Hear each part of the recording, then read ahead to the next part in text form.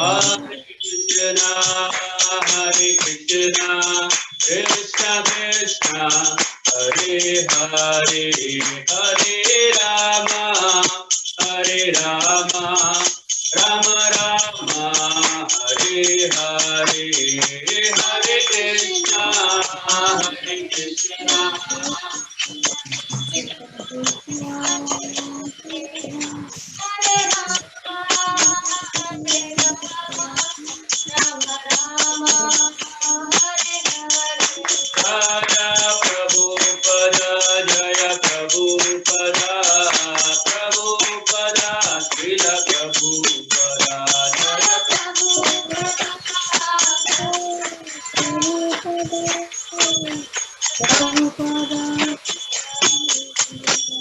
हरिनाम संकीर्तन की।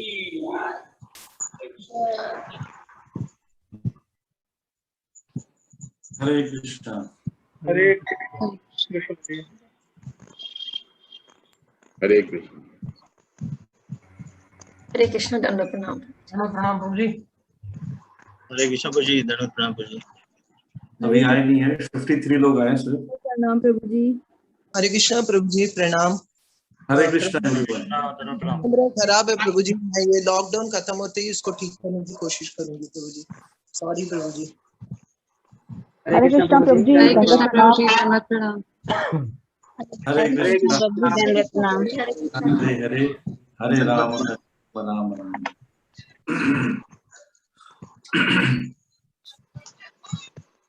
आई थिंक सारे लीडर्स आए हैं, है ना?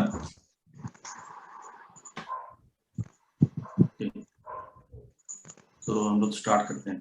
ओम अज्ञानतिमिरन्धस्य ज्ञानञ्जनाशलाकया येन तस्मै श्रीगुरवे नमः। श्रीचैतन्यमनोभीष्टं स्थापितं येन भूतले स्वयं रूपः कदा मह्यं ददाति स्वपदान्तिकम्। वाञ्छाकल्पतरुभ्यश्च कृपा सिन्धुभ्येव च पतितानां पावनेभ्यो वैष्णवेभ्यो नमो नमः। जय श्री कृष्ण चैतन्य प्रभु नित्यानंद, श्री अद्वैत गदाधर शिवासादि गौर भक्तवृंद। हरे कृष्ण कृष्ण कृष्ण हरे हरे, हरे राम राम राम हरे हरे।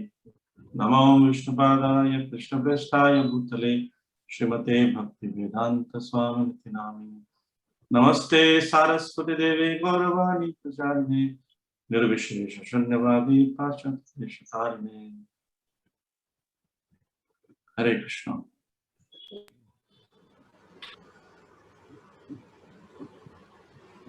तो वृंदावन मास्टर प्रभु जी, इसमें नए कोई ज्वाइन किए हैं? यस प्रभु जी। कितने डिवोटीज नए ज्वाइन किए हैं? प्रभु जी, apart from the last group, I think 2 or 3 devotees have joined new प्रभु जी। ओके, तो उनको किन ग्रुप पे रखना है, कहाँ रखना है? प्रभु जी, वी हैव अलॉटेड, जो हमारे को नाम आए थे, रेणु माता ji has allotted them already. Yes. हाँ जी प्रभु जी। ओके, सो मैं भी ना ग्रुप अटेंडेंस लूंगा, ग्रुप नंबर 1 बोलूंगा, आप लोग हाथ खड़ा करना, तो मुझे पता चल रहा है कि ये ग्रुप में सारे लोग हैं। ठीक है, मैं थोड़ा हाँ थोड़ा 1 सेकंड तक खड़े रखना, क्योंकि मुझे एक मिनट प्रभु जी। एक्चुअली ऐसा है, थोड़ा सा भी कुछ लोगों का मुझे फोन आया कि मेरे ग्रुप के लोग फोन कर रहे हैं, नहीं उठा रहा हूँ, ये नहीं आ रहे, और कुछ 1-2 लोग नए हुए, उनको मैंने फाइनली ऐड कर दिया, मगर लिस्ट नहीं डाली क्योंकि अभी किसी का फाइनल नहीं था। तो आज अब फाइनल हो जाएगा कि कितने लोग अब आते हैं, कितने नहीं आते हैं। तो हो सकता है 2-4 लोग इधर उधर हो, मेजर तो हो गया। कोई बात नहीं। जिनको हम अभी क्या करेंगे, ग्रुप अटेंडेंस लेंगे, और जो लोग किसी ग्रुप पे नहीं है या कोई कंफ्यूजन है, फिर वो उसमें वो अपने आप को हाईलाइट कर देंगे कि हमें ग्रुप नहीं मिला या हमें पता नहीं चल रहा। तो 1-2 क्लास ऐसा चलता है, क्योंकि हम ऑनलाइन है ना, तो ऑनलाइन में समस्या आती है, सब लोग इतने हैंडी नहीं होते हैं। ठीक है, ओके। ग्रुप नंबर 1, हाथ खड़ा कीजिए, आशीर्वाद वाला, पूरा मत खड़ा करना, पता नहीं चलेगा। Okay okay,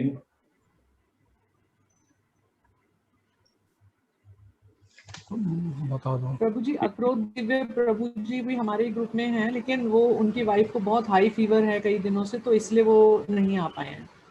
okay. इसके अलावा 3 लोग हैं आपके ग्रुप में, ललित शर्मा, पायल शर्मा, अश्विनी सदेवा प्रभु जी।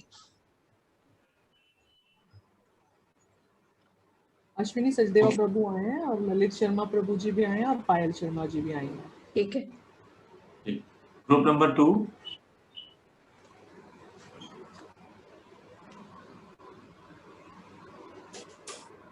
कौन कौन है ग्रुप नंबर 2 में? मनीष सब्बरवाल प्रभु जी, अरुण भास्कर, गरिमा भास्कर, सुषमा आर्य माता जी, पूनम अरोड़ा माता जी, 5 लोग हैं। ठीक है।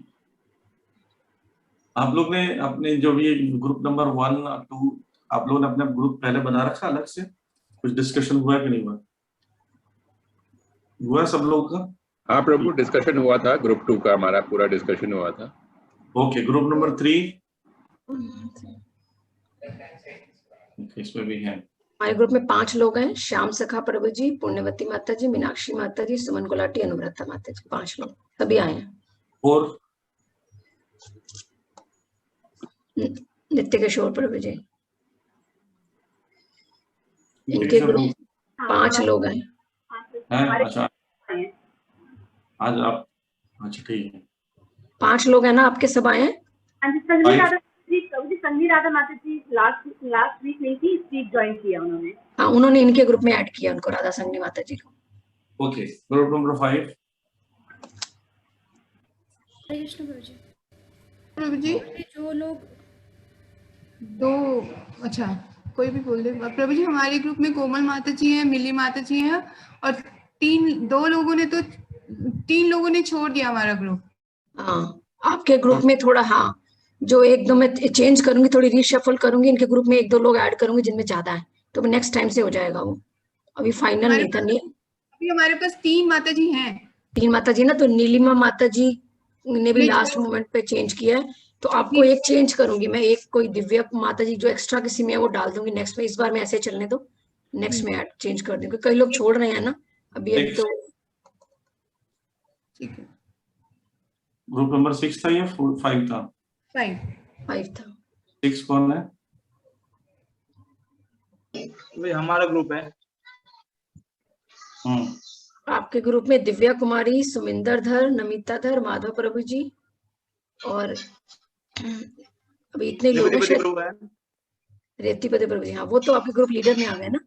मैं अटेंडेंस की बात करूं, दिव्या कुमारी शायद नहीं है, नहीं उनका फोन मिल रहा, मैंने भी ट्राई किया था।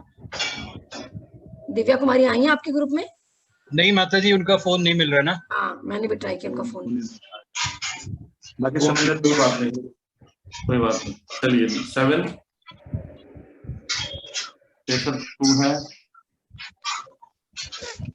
प्रकाश सारासाह प्रभु जी, इंद्र कुमार प्रभु जी, नवीन चंद्र, अनशेखर प्रभु जी, 4 लोग हैं। ज्योति माता जी भी है।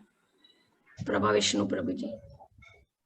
ओके, और 8 सदानंद बलदेव प्रभु जी, सीता सेविका विद्यावधु माता जी, इनके अंडर हैं 1 2 3 4 5 लोग हैं। निखिल बंसल, रीटापुरी, सीमा तिवारी, शांति देवी और रसेश्वरी देवी। माता जी इसमें अभी इसमें 2 डिवोटी छोड़ गए हैं। कौन कौन? तो अब यहाँ इसमें अभी जो हैं वो बता रहा हूँ। अभी शांति माता जी हैं और आशीश्वरी माता जी हैं, निखिल प्रभु हैं, है ना, हर ग्रेस विद्यावधु माता जी हैं, सीता सेविका और मैं। वो तो लीडर हो गए। रीटापुरी, सीमा तिवारी दोनों छोड़ गए? जी जी। अच्छा हाँ ठीक है, मुझे बता दिया आपने, मैं फिर देखूंगी। छोड़ने में तो क्या बात है। ओके कोई बात नहीं। उसके बाद 9 सिंपल कपूर माता जी, बेनू माता जी, नंदा माता जी। आपके ग्रुप में है किरण लांबा, मधुस्मिता, ज्योति सांगवान, ममता नेगी, जानकी फतेहाल। सभी आए हैं क्या? माता जी बेनू माता जी अब बता दीजिए, मेरे पास स्क्रीन छोटी है, मुझे पता नहीं चल पा रहा है। किरण माता जी हैं, ज्योति माता जी भी हैं और जानकी माता जी भी हैं। ममता माता जी नहीं है, मधुस्मिता माता जी नहीं थे माता जी हमारे ग्रुप में। मधुस्मिता आपके ग्रुप में डाली है मैंने, और ममता नेगी है? नहीं वो भी नहीं है। मधुस्मिता माता जी ने जो है छोड़ दिया है क्योंकि उनको ये टाइम सूट नहीं कर पा रहा था, इसलिए वो नहीं कर पाए। अच्छा वो इन्फॉर्म नहीं किया ना मैंने, इसलिए उनको हटाया नहीं। और ममता नेगी उनको बता दिया मैंने, सिंपल माता जी को बता दिया था। हाँ, मुझे नहीं बताया, बता दिया था मैंने, ध्यान नहीं रहा माता जी। कोई बात नहीं। ममता नेगी नहीं, वो प्रेजेंट नहीं है माता जी। उनका नंबर ट्राई किया आपने? अभी तो नहीं माता किया जी माता। वो उसमें भी नहीं थी, जूम मतलब हम लोगों ने अपनी इंटरनल कोऑर्डिनेशन के लिए जो मीटिंग वगैरह वो करी थी उसमें भी वो नहीं आई थी। ओके, एक बार कोई बात एक बार फाइनली पूछ लो तभी फिर हटा देंगे नाम। ठीक है। ओके माता। ग्रुप नंबर 10 10 तरुण चैतन्य प्रभु जी, तरुणी विष्णु प्रिय माता जी, सत्यवती भावना माता जी लीडर है, इनके अंडर है शशांक अग्रवाल प्रभु जी, रवि शर्मा, हेमराज प्रभु जी, वरुण मतुलकर। सारे लोग प्रेजेंट है माता। इसमें जो वरुण प्रभु है ना, हम्म, वरुण मतुलकर, उन्होंने बोला उनका कुछ एग्जाम चल रहा है तो 6 जून के बाद अटेंड करें। बाकी है। हाँ, बाकी सब अवेलेबल। ओके, ग्रुप लास्ट को नंबर असीम नरोत्तम प्रभु जी, पास आरती मित्र प्रभु जी, वृंदावनवासी प्रभु जी, जयराम ठाकुर, एसबी सिंह, दामोदर कृष्ण प्रभु, अपूर्वा प्रभु। अच्छा, इस पे और अभी जो भी आए हुए हैं उनमें से किनका अटेंडेंस नहीं है, किनको ग्रुप नहीं मिला है, प्लीज बोलिए। हाँ, ऐसा कोई है?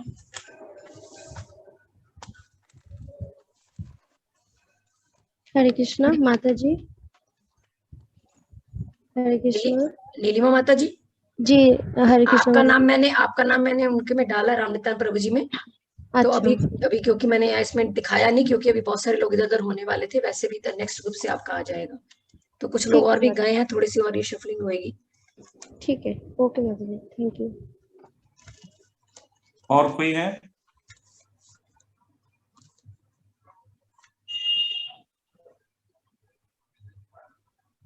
ओके, हमारे ग्रुप में एक एसबी सिंह प्रभु है, शायद वो आज आया नहीं है। कोई बात नहीं, कोई बात नहीं, एब्सेंट तो कोई बात नहीं, आगे तो आएंगे ना, ये बस कंफर्म कर देना आप। 1-2 क्लास चलने दीजिए, फिर उसके बाद अब पता चल जाएगा। जो रेगुलर हैं आएंगे, इंटरेस्टेड होंगे, आपको समझ में आएगा, रेगुलर होंगे। फिर कुछ ड्रॉप भी होंगे, कुछ ऐड भी होंगे, जो आप लोग ग्लोरीफाई करोगे, क्लास को समझोगे। Okay, so we should start now. Page number 1 में जो हमको मिला था ग्रुप नंबर 1 को, तो ग्रुप नंबर 1 में से कौन प्रेजेंटेशन दे रहा है? हरे कृष्ण प्रभु जी, ग्रुप नंबर 1 में से अश्विनी सचदेवा प्रभु प्रेजेंटेशन देंगे। अक्रोध दिव्य प्रभु जी को भी देना था, लेकिन अब अकेले अश्विनी सचदेवा प्रभु ही देंगे। अच्छा, ठीक है, बोलिए प्रभु। कृष्णा, मंगलाचरण के बाद के 3 पैराग्राफ की व्याख्या करने का मैं प्रयास करूंगा फिलॉसफी, एनालॉजी और एप्लीकेशन के अनुसार। भगवत गीता के 3 विशेष पॉइंट इस पहले पैरा में बताए गए हैं। पहला, भगवत गीता को गीतोपनिषद भी कहा जाता है। दूसरा, यह वैदिक ज्ञान का सार है। तीसरा, यह वैदिक साहित्य का सर्वाधिक महत्वपूर्ण उपनिषद है। एनालॉजी, भारत में तथा विश्व में भगवत गीता के अनेक भाष्य अंग्रेजी में प्राप्त थे, किंतु एक अमेरिकी महिला ने प्रभुपाद जी से एक अंग्रेजी अनुवाद की मांग की। प्रभुपाद जी का भी यही अनुभव था कि शायद ही कोई प्रामाणिक संस्करण उपलब्ध हो जिसमें भाष्यकार ने अपना मत व्यक्त किए बिना अनुवाद किया हो। अतः श्रील प्रभुपाद ने इस भगवत गीता यथारूप का अनुवाद किया, जिसमें भगवान की वाणी और समस्त श्लोकों के मर्म को यथारूप यानी बिना किसी भारी मत के प्रस्तुत किया। एप्लीकेशन, मैं श्रील प्रभुपाद द्वारा अनुवादित गीता ही पढ़ूंगा, चूंकि यह यथारूप है और फिर यह गीतोपनिषद भी है और वैदिक ज्ञान का सार भी है। पैरा 2 फिलॉसफी, भगवत गीता को हमें इसके वक्ता के निर्देशानुसार ही ग्रहण करना चाहिए, जो कि स्वयं भगवान श्री कृष्ण हैं। भगवत गीता में भगवान शब्द निश्चित रूप से भगवान श्री कृष्ण को एक महान पुरुष के रूप में सूचित करता है। श्री कृष्ण पूर्ण पुरुषोत्तम भगवान है, जैसा कि शंकराचार्य, रामानुजाचार्य, चैतन्य महाप्रभु तथा अन्य विद्वान आचार्यों ने पुष्टि की है। भगवान ने स्वयं भी भगवत गीता में अपने को परम पुरुषोत्तम भगवान कहा है। और ब्रह्म संहिता में तथा अन्य पुराणों में, विशेषकर श्रीमद् भागवतम में वे इसी रूप में स्वीकार किए गए हैं। एनोलॉजी: यदि हमें किसी औषधि का सेवन करना हो तो उसके लिखे हुए निर्देशानुसार या चिकित्सक के आदेशानुसार ही करना होता है, मनमाने ढंग से अथवा मित्र की सलाह से नहीं। इसी प्रकार भगवद गीता को हमें इसके वक्ता द्वारा दिए गए निर्देशानुसार ही स्वीकार करना चाहिए। एप्लीकेशन: अतः मैं भगवान श्री कृष्ण को परम पुरुषोत्तम भगवान के रूप में स्वीकार करूंगा और मैं भगवद गीता को जैसे भगवान ने बताई है वैसे ही स्वीकार करूंगा और आचरण करूंगा। पैरा 3 फिलॉसफी: भगवद गीता की यह योग पद्धति गुरु परंपरा द्वारा एक वक्ता से दूसरे वक्ता तक पहुंचती है, लेकिन कालांतर में यह छिन्न भिन्न हो गई। फलस्वरूप भगवान ने इसे फिर से अर्जुन जी के माध्यम से हमें बताया। एनोलॉजी: भगवान ने यह योग पद्धति सर्वप्रथम सूर्यदेव को बताई, जिन्होंने इसे मनु को बताया और मनु ने इक्ष्वाकु को। एप्लीकेशन: मुझे इस योग पद्धति को इसी प्रकार गुरु परंपरा द्वारा समझना है और आगे बढ़ाना है। धन्यवाद। Hare Krishna. Hare Krishna. Good, very good presentation. और इसमें एक एडिशनल चीजें थोड़ा सा मंगलाचरण में जो श्लोकास है इसमें आप डिस्कस कर सकते हैं। आपके ग्रुप से कोई मेंशन करना चाहेगा? दादाजी, ओनली मंगलाचरण का जो श्लोकास है वो अनम्यूट करना पड़ेगा। मंगलाचरण जो है वो इन्वोकेशन है। हम भगवान की और अपने प्रीवियस आचार्यों की जो है शुभ कामना और उनका आशीर्वाद जो है उसको हम जो है सीख करते हैं, उसकी हम इच्छा करते हैं कि हमें जो है जो भी कार्य हम शुरू करना चाहें तो सबसे पहले गुरु के बारे में इसमें बताया गया कि गुरु जो हैं वो जो है उन्होंने ज्ञान रूपी प्रकाश से मेरी आंखें खोल दी हैं, नहीं तो मैं तो जो है घोर अंधकार में ही पैदा हुआ था। तो ये गुरु का जो है प्रणाम मंत्र आता है। और उसके बाद फिर रूप गोस्वामी जो है उनका प्रणाम मंत्र आता है यहाँ पर कि हम जो है वो कैसे चैतन्य महाप्रभु का मनो अभीष्ट वो जानते थे और उन्होंने जो है उनसे हम जो है याचना करते हैं उनकी कृपा की। और उसके बाद फिर जो है श्री कृष्ण सारे वैष्णवों का यहाँ पर बहुत इम्पोर्टेंट है कि गुरु और भगवान उन सब की तो हम कृपा मांग ही रहे हैं, समस्त वैष्णवों के चरणों को भी हम नमस्कार करते हैं और जो है हमारे सब आचार्य हैं। और फिर उसके बाद जो है हम भगवान श्री कृष्ण जो हैं उनकी कृपा की याचना कर रहे हैं, उनका प्रणाम मंत्र बोलते हैं हम। फिर जो है श्रीमती राधा रानी का प्रणाम मंत्र बोलते हैं और फिर जो है समस्त वैष्णव जो हैं उन सबको हम प्रणाम करते हैं और जो है हम पंच तत्व की जो है कृपा याचना की करते हैं, याचना करते हैं। और अंत में जो है नाम प्रभु जो है हरे कृष्ण महामंत्र हम उनका उच्चारण करके उनकी कृपा की याचना करते हैं। हरे कृष्ण। तो इसमें जो देखो आप मंगलाचरण पढ़ेंगे, जो पहले श्लोका है, दूसरा श्लोक है, तीसरे श्लोक में, चौथे श्लोक में बोले साद्वैतम सावधूतम। स अद्वैतम, अद्वैत मतलब अद्वैताचार्य, सावधूत मतलब स्वयं नित्यानंद प्रभु। तो बता रहे स अद्वैतम परिजन सहितम कृष्ण चैतन्य देवम, अपने परिजनों के साथ श्री कृष्ण चैतन्य महाप्रभु। और दूसरे लाइन में क्या बोलते हैं, श्री राधा कृष्ण है पर उनके साथ में ललिता विशाखा आदि लोग। तो बेसिकली मंगलाचरण का पर्पस यही होता है, दो बातें होती हैं कि एक तो धन्यवाद देना, जैसे कि माता जी ने मेंशन किया कि हमें धन्यवाद देना चाहिए। जब भी हम पढ़ने जाते हैं हर बार धन्यवाद देना चाहिए, क्योंकि इनकी कृपा से ही ज्ञान हमको प्राप्त हुआ है, बुद्धि प्राप्त हो रही। और दूसरा ये प्रार्थना करना चाहिए कि हम अगर इसको पढ़ते हैं और दूसरों को बताते हैं तो भगवान हमें तो प्योर करो, उन सबको भी भक्त बनाइए, ये प्रार्थना करना चाहिए। कई बार हम मंगलाचरण पढ़ तो देते हैं लेकिन हमारे मन में अगर ये चेतना रहती है कि लोग इम्प्रेस हो जाए, लोग इम्प्रेस हो जाएंगे, भक्त नहीं करेंगे। हमें भक्त बनाना है, लोगों को भक्त बनने की प्रेरणा देनी है। तो इसके लिए प्रार्थना के दौरान ये चेतना रखना अनिवार्य है, इसलिए मंगलाचरण करते हैं। और मंगलाचरण का मुख्य उद्देश्य होता है कि जो भी चीज हो ऑस्पिशियस, अच्छा हो, इसलिए हम परंपरा करते हैं, परंपरा के आचार्यों के से कृपा प्राप्त करते हैं। और अश्विनी प्रभु ने बहुत अच्छा मेंशन किया कि जैसे यहाँ लिखा है प्रभुपाद जी ने भूमिका के अलग अलग भागों में, अलग अलग पैराग्राफ में। तो उसे बता रहे हैं कि जैसा भगवत गीता है तो प्रमाणित, वैसे तो बहुत सारे संस्करण थे, प्रभुपाद जी ने स्पेशली क्यों डाला, कोई बोल सकता है इतने सारे ऑलरेडी थे, क्यों किया। प्रभुपाद जी ने देखा कि प्रमाणिक कोई नहीं था, उसमें कुछ न कुछ मिक्सर है और परंपरा से आई हुई चीजें उसमें डाली नहीं गई है, अपना अपना मत दे दिया गया है।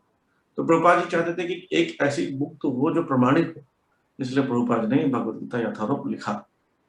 और आगे लिखते हैं कि अगर इसकी पुष्टि चाहिए, इसकी जानकारी चाहिए, क्योंकि पैराग्राफ से पैराग्राफ का कनेक्शन, जैसे आगे जाकर हम श्लोका से श्लोका कनेक्शन देखेंगे, चैप्टर से चैप्टर का कनेक्शन देखेंगे, ऐसे ही पैराग्राफ से पैराग्राफ का कनेक्शन है। तो जब उन्होंने भगवत गीता को बताया तो कोई बोल सकता है कि आपकी भगवत गीता कैसे प्रमाणित है, क्या इसमें ऐसे मान लें? तो बोल रहे हैं भगवत गीता का मर्म, एसेंस जो है वो भगवत गीता में ही मिलेगा, उसको कैसे पढ़ें? तो अपनी मर्जी से नहीं पढ़ सकते, अपनी मर्जी से व्याख्या नहीं कर सकते। ये भगवान ने जैसे ये ज्ञान सबसे पहले ब्रह्मा जी को दिया, ब्रह्मा जी ने नारद जी को, नारद जी ने व्यास जी को, तो उसी परंपरा से भगवत गीता का ज्ञान आया है। क्योंकि अर्जुन को देते हुए तो देख रहे हैं हम लोग, पर वेद व्यास जी को भी तो नारद मुनि ने दिया ना, और वेद व्यास जी ने इसी महाभारत ग्रंथ में इसको बीच में रख दिया। तो इसको अपनी मर्जी से हम नहीं समझ सकते, इसको समझने के लिए हमें परंपरा की कृपा की आवश्यकता होती है। और भगवान शब्द को भी मेंशन किया, क्योंकि आगे जाकर कई बार लोग ऐसा बोलते हैं ना कि भगवान ने कहा है, भगवान तो उसके अंदर से, कृष्ण के अंदर से भगवान बोल रहे हैं, कृष्ण के अंदर से परमात्मा बोल रहे हैं, कृष्ण के अंदर से निराकार ब्रह्म बोल रहे हैं। उस कंफ्यूजन को दूर करने के लिए इस पैराग्राफ में प्रभुपाद जी बता रहे हैं कि इसकी पुष्टि महान आचार्यों ने भी की है, शंकराचार्य, रामानुजाचार्य, यहाँ तक शंकराचार्य जी का भी नाम लिया। क्यों लिया? क्योंकि वो मायावादी होने के बावजूद भी उन्होंने गीता का मंथन किया, गीता के विषय में बताया, पर भगवान कृष्ण को परम भगवान माना। और ग्रंथों का नाम लिया, ब्रह्म संहिता, श्रीमद् भागवतम, इन ग्रंथों में भी इनका प्रमाण मिलता है कि भगवान परम पुरुषोत्तम भगवान स्वयं कृष्ण है। और वही बात जो कि मर्म भगवद गीता में ही है, एसेंस, उसको पुष्टि करने के लिए यहाँ पर स्वयं भगवान भगवद गीता के 4थे अध्याय में पहले, दूसरा, तीसरे श्लोक में बोलते हैं कि वे ज्ञान सर्वप्रथम सूर्यदेव को बताया, सूर्यदेव से मनु को, मनु से इक्ष्वाकु को गुरु परंपरा से मिला है, और कालांतर में छिन्न भिन्न हो गई। तो मैं पुनः इसको बता रहा हूँ स्टैब्लिश करने के लिए। यहीं तक था आपके ग्रुप का? जी ओके, हाँ जी। ओके, किसी को डाउट है इसमें, कुछ क्वेश्चन है तो पूछेंगे, नहीं तो फिर हम आगे चलते हैं।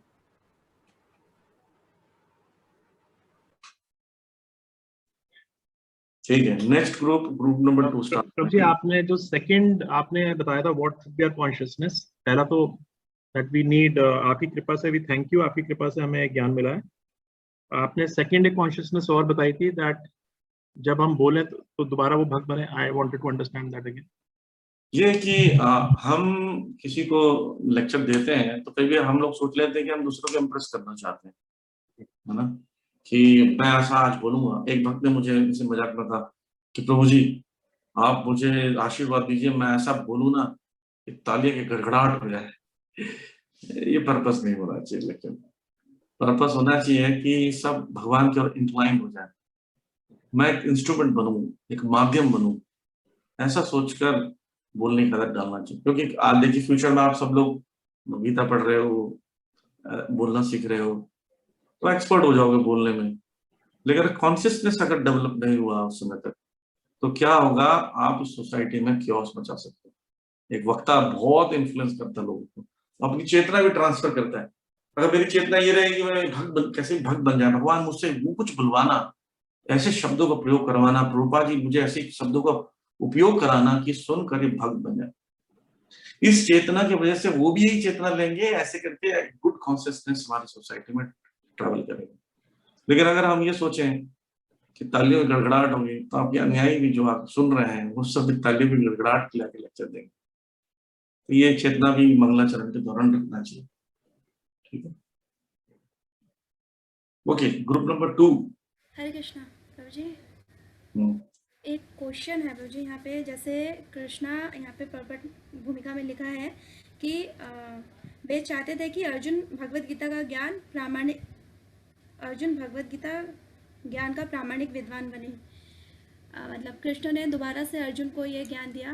तो हम देखते हैं कि अर्जुन के बाद कोई परंपरा हमें सुनने को नहीं मिली। तो इसको कोई अगर क्वेश्चन रेज करता है तो हम क्या आंसर कर सकते हैं? ऐसे क्वेश्चन करते हैं कई भक्त लोग की, पूछते हैं कि अर्जुन ने परंपरा स्टार्ट क्यों नहीं की। अर्जुन बहुत बड़े योगी हैं, बहुत बड़े विद्वान हैं, इसलिए परंपरा स्टार्ट नहीं की, क्योंकि ऑलरेडी परंपरा चल रही थी। तो नई परंपरा स्टार्ट करने का मतलब क्या है? अर्जुन ने भी वेद व्यास जी से जो लोगों से ज्ञान लिया है और उनके समय के समवयस्क के आसपास के व्यक्ति हैं और ऑलरेडी परंपरा चला रहे हैं ऋषियों में, तो उनको जरूरत नहीं थी। एक्चुअली क्या था, अगर आप चैप्टर 4 में वर्स नंबर 2 में जाएंगे तो उसको बहुत अच्छे से अनुवाद है, उसमें अगर देखेंगे उसमें भगवान क्या बोलते हैं। देखिए, अगर वर्स नंबर 2 में जाएंगे तो बोलते हैं,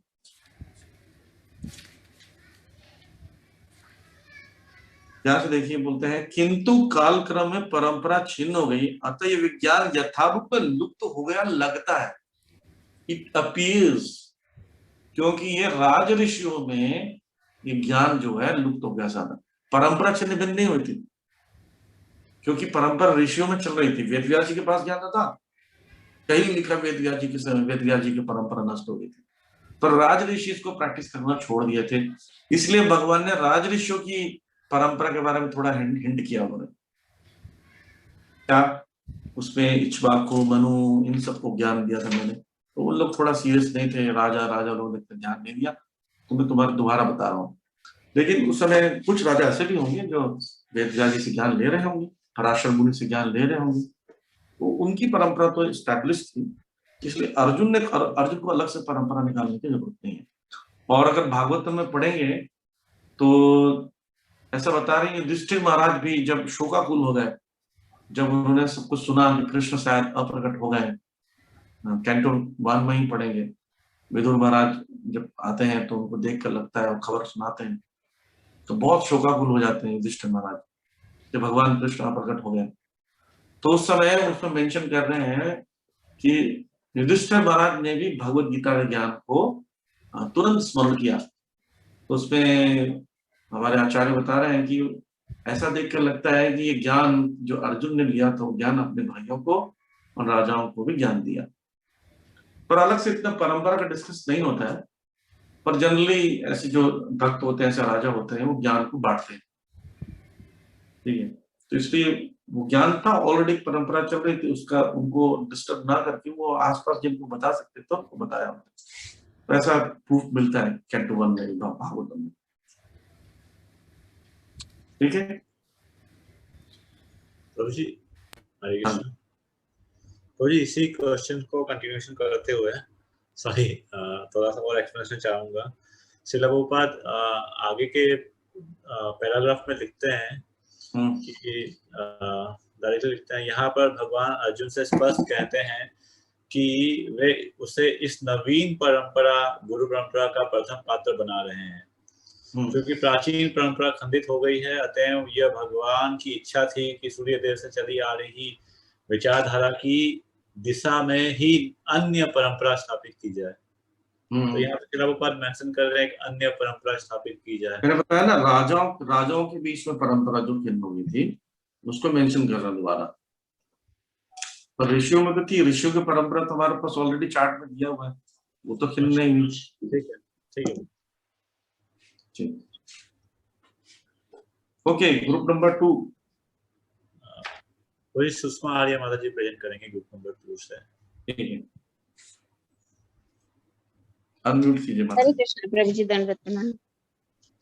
भगवत गीता ऐसा ग्रंथ है, फर्स्ट पैराग्राफ से, प्रिंसिपल, भगवत गीता ऐसा ग्रंथ है जो विशेष रूप से भगवत भक्त के लिए है। इसकी एनालॉजी, भगवत गीता का उपदेश विशेष रूप से अर्जुन को दिया गया क्योंकि वे भगवान के भक्त थे। एप्लीकेशन, मुझे भगवत भक्त बनना पड़ेगा भगवत गीता को अच्छे से समझने के लिए। प्रिंसिपल 2, जिस व्यक्ति में अर्जुन जैसे गुण पाए जाते हैं वे भगवत गीता को अच्छी तरह से समझ सकता है। भगवत गीता को, इसकी एप्लीकेशन है, एनालॉजी नहीं है। भगवत गीता को समझने के लिए मुझे भी अर्जुन के जैसे गुण अर्जित करने हैं, यानी कि उनकी तरह पूरी तरह से गुरु व शास्त्र को शरणागत होना है। प्रिंसिपल 3, भक्त को भगवान से प्रत्यक्ष रूप से संबंधित होना चाहिए। इसकी एनालॉजी नहीं है। एप्लीकेशन, मैं भगवान के साथ 5 प्रकार के संबंधों को विकसित करके मैं उनका प्रत्यक्ष भक्त बनने का प्रयास करूंगी। प्रिंसिपल 4, ये सेकंड पैराग्राफ से है। प्रत्येक व्यक्ति का भगवान के साथ सीधा संबंध होता है। ये संबंध भक्ति की पूर्णता से जागृत होता है। एप्लीकेशन, मैं ध्यान पूर्वक चैंटिंग, रीडिंग व हियरिंग करके और अपनी सारी सेवाओं को सिंसियरली करके भगवान के साथ अपना संबंध जागृत करने का प्रयास करूंगी। प्रिंसिपल 5, प्रत्येक जीव का भगवान के साथ नित्य विशिष्ट संबंध है, ये स्वरूप कहलाता है। भक्ति योग की प्रक्रिया द्वारा ये स्वरूप जागृत किया जा सकता है। मैं अच्छे से भक्ति करके अपने स्वरूप यानी कि कृष्ण की नित्य दासन दास को जागृत करने का प्रयास करूंगी।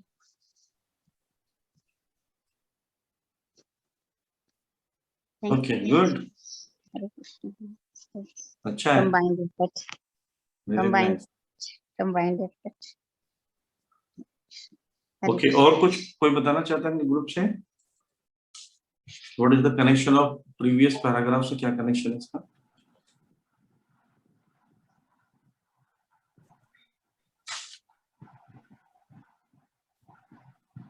तो इसमें भगवान जब ये बोल रहे हैं, फर्स्ट पहले वाले पैराग्राफ में बोल रहे थे कि अर्जुन को कुरुक्षेत्र के युद्ध स्थल में ज्ञान दिया। अर्जुन को ही क्यों दिया, ये प्रश्न पर नेक्स्ट पैराग्राफ स्टार्ट हो रहा है। भगवान बोलते हैं परम रहस्य में क्यों बताऊं, रहस्यम एतत् उत्तमम भक्तों सी में सखा चेती। तो मेरे भक्तों, मेरे सखा, तो रिलेशन होना जरूरी है। रिलेशन बनाने से, संबंध बनाने से भगवान जल्दी रिवील करते हैं। तो बेसिकली अर्जुन पहले से भक्त थे और भक्त को ही चुनते हैं। क्यों चुनते हैं?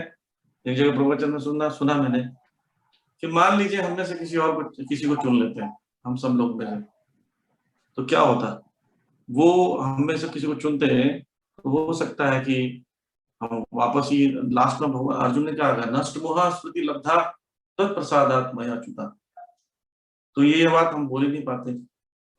अर्जुन पहले से भक्त है, पहले से सखा है, एक रस में, साख्य रस में है, तो उनको योग माया से ढककर बिविल्डर कर दिया।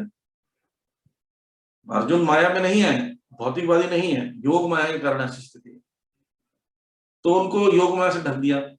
तो बाहर फिर भी वो अंतिम में शिक्षा देकर बाहर निकल गए और अंतिम बोलते हैं कि मैं सब कुछ समझ गया हूँ भगवान, मोह मेरा नष्ट हो गया, मैं आप करिष्य वचनम तव, आप जो बोलोगे मैं करूंगा।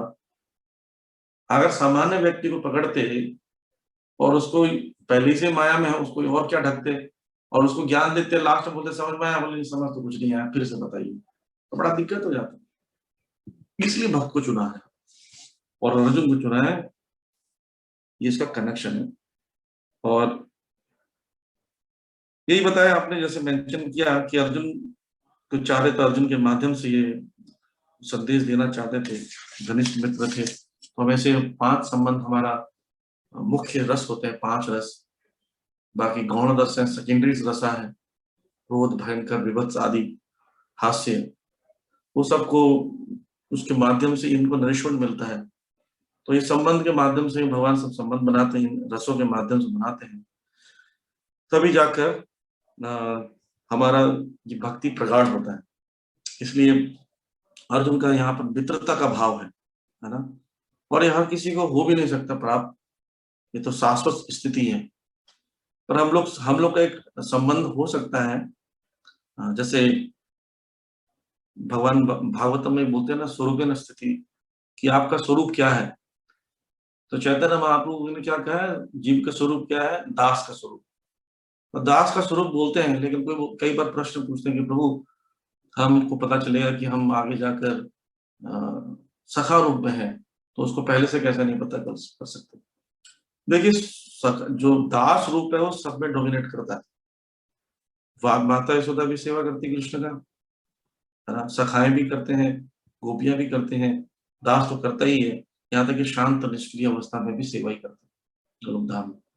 तो सेवा करने की जो भावना है, दासता की जो भावना है, वो हमेशा ही एग्जिस्ट करेगी। तो दास रूप में पहले से रहना अच्छा है। अगर आपको अपना रस कोई प्राप्त भी हो जाए या आप किसी रस में स्थित भी हो जाए, तब भी दास रस तो डोमिनेट करेगा ही करेगा। तो यही बात बता रहे हैं, ये अवस्था स्वरूप सिद्धि कहलाती है, यानी अपने मूल स्थिति को में पहुंच जाना है, स्वरूप स्थिति कहलाती है। ओके, नेक्स्ट ग्रुप पुण्यवती माता जी। क्वेश्चन पूछना था प्रभु। हरे कृष्ण। हरे कृष्ण। पूछिए।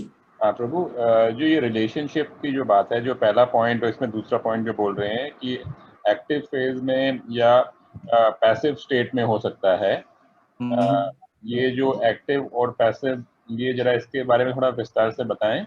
और रिलेशनशिप क्या मल्टीपल भी हो सकता है भगवान के साथ, या एक ही रिलेशनशिप होना चाहिए? नहीं, एक रिलेशनशिप है, आप बनाते नहीं है कोई रिलेशनशिप को, नया बिल्डअप नहीं करते। ऑलरेडी कोई रिलेशनशिप है, वो बाद में जाकर रिवील होता है। और एक्टिव या मतलब निष्क्रिय अवस्था में मतलब होता है कोई ना, रसों का इतना आदान प्रदान नहीं होता, लेकिन आप सर्विस किसी ना किसी माध्यम से करते हैं। अगर गोलोकधाम की बात करेंगे तो वहां पर जो रिलेशनशिप है वो जैसे गौओं का है, जैसे वहां पर फ्रूट्स है, फल भी तो भगवान को सर्विस करते हैं, फल को भगवान खाते हैं या शाखाओं को फल खिलाते हैं, वो भी एक रस है, शांत रस में। वहां पर कोई भी चीज भौतिक नहीं है, मैटर नहीं है, वो तो सब चिन्मय है। तो धूल भी है, धूल के ऊपर जब चरण रखते हैं भगवान, धूल भी प्रसन्न हो जाते हैं, आज हमारा सौभाग्य हो गया भगवान चरण रख। ऐसे वृक्ष हैं, ऐसे गौवे हैं, ऐसे पक्षी हैं जिनका भगवान संग करते हैं, पर उतना ज्यादा एक्टिवली रेसिप्रोकेट नहीं कर पाते जितना इन लोग करते हैं, मित्र करते हैं, माता करते हैं, सब करते हैं, दास करते हैं।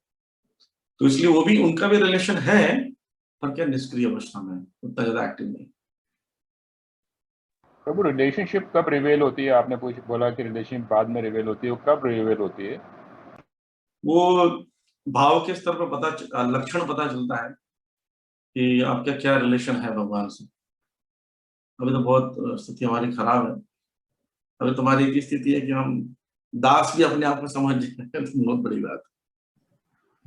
Okay, next. हरे कृष्णा प्रभु जी, एक क्वेश्चन मेरा भी था प्रभु जी।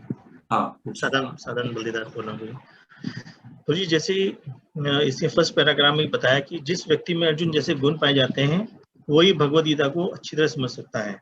तो जैसे वहां पर बाकी भी कौरवों की तरफ से भी जैसे भीष्म पितामह और दूसरे डिवोटी थे, तो क्या उस समय वो भगवद गीता को वो नहीं समझ पाए? उस समय सुन ही नहीं पाए थे।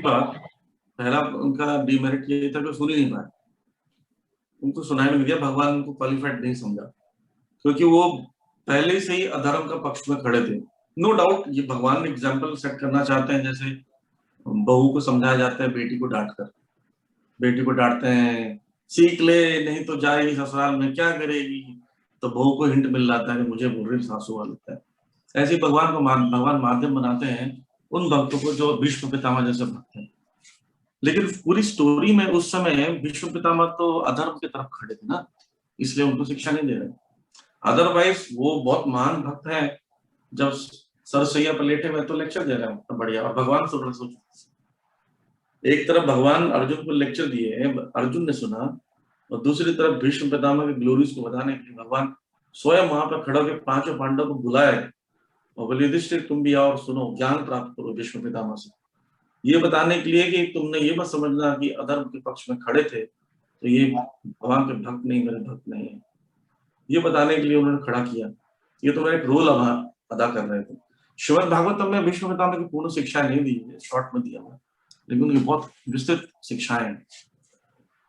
तो इसलिए भगवान को अर्जुन की जो क्वालिफिकेशन बताया है, अर्जुन ने अपने आप को शिष्य रूप में प्रस्तुत किया, जब उन्होंने कहा दूसरे अध्याय के 7वें श्लोक में कि शिष्यस्य हम शादिमाम त्वं प्रपन्नम, ये सीखने की इच्छा ऐसी होनी चाहिए कि मैं तुम्हारा शिष्य हूँ, आपके सामने खड़ा है और क्या करूं, मुझे ज्ञान दो।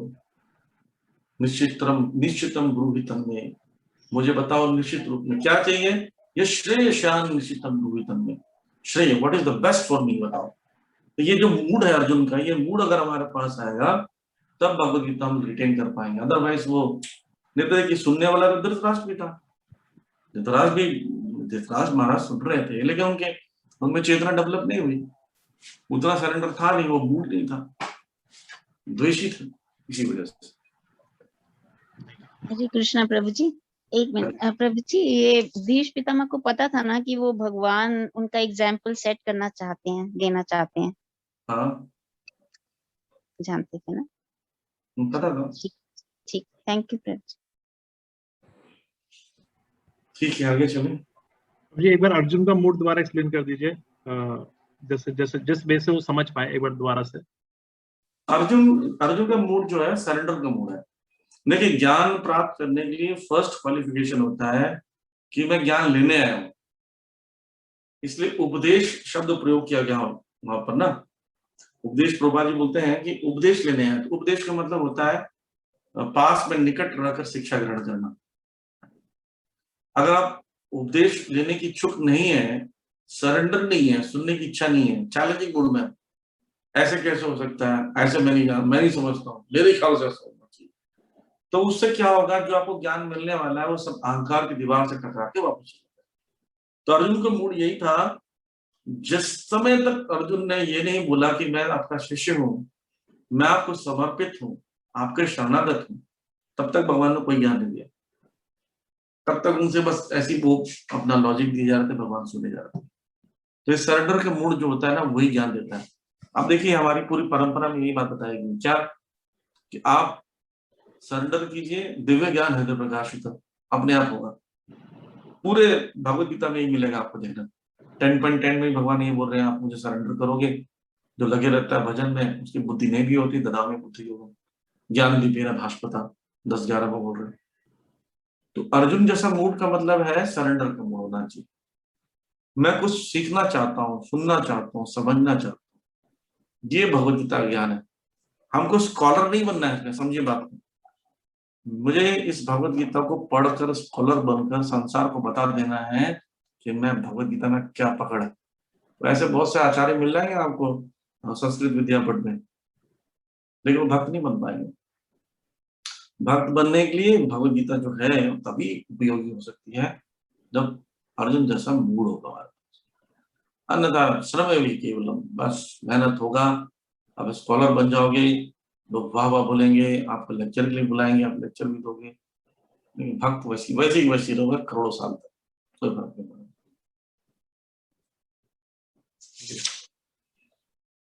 नेक्स्ट ग्रुप किसका है, शुरू करें। हरे कृष्ण प्रभु जी, दंडवत नाम। फर्स्ट थर्ड पैरा में जो फर्स्ट श्लोक है, ये पूरा प्रिंसिपल है।